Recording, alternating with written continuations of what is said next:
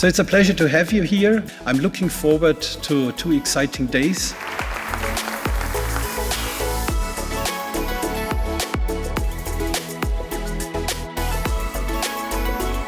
By the end of the year, we will have quite accurate 3-dimensional structures of all proteins that we know, And everybody can download them with a click.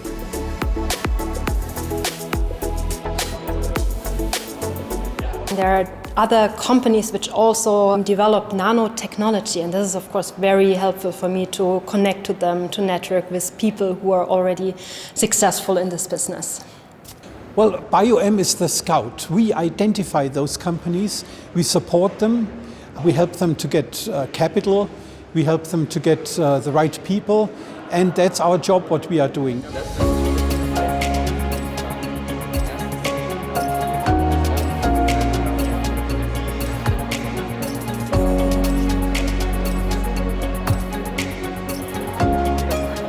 To me, of course, the most interesting development right now is that we have now a third class of drugs. We're entering this era of RNA-based therapeutics and vaccines. That makes a big difference for some of the diseases we cannot treat right now.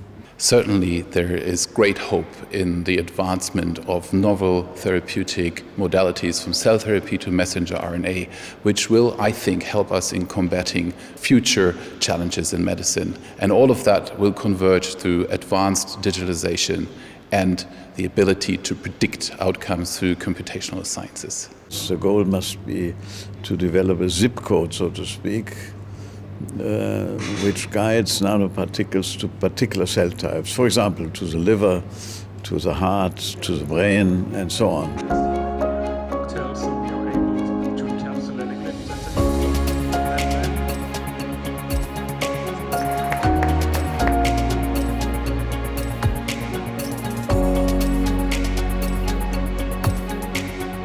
I think a key element is that excellence in research is combined with an awareness for what is possible and which solutions are needed. And one thing is in the EU, very prominent, we talk about trustworthy AI. So we want to develop AI that people can really trust. I think medicine for the future will also be artificial intelligence and digitalization to really help patients in the region. And this is other kind of work for the physicians. And it will not be easy to also have the framework in place to work with data security and all these things. Not easy.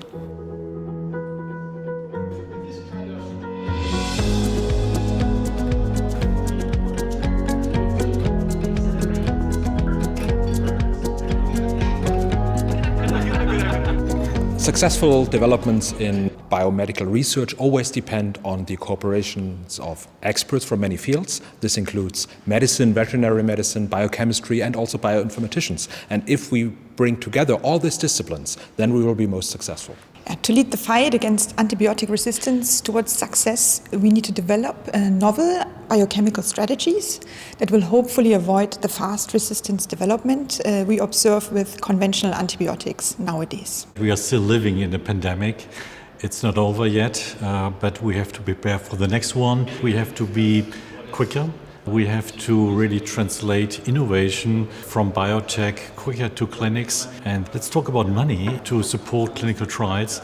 And that's the only way we can really tackle the next pandemic.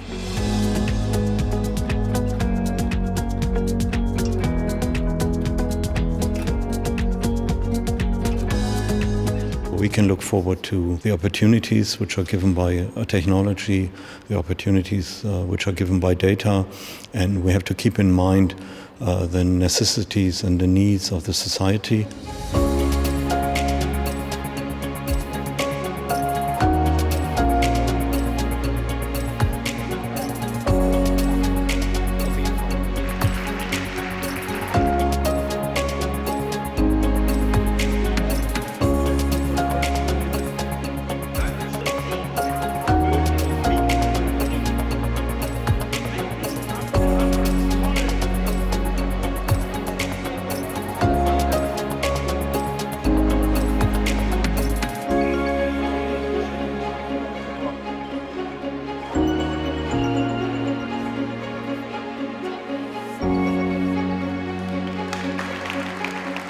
You are here visiting a nationwide excellence cluster of biotechnology. So we are one of the key places of biotechnology in Europe.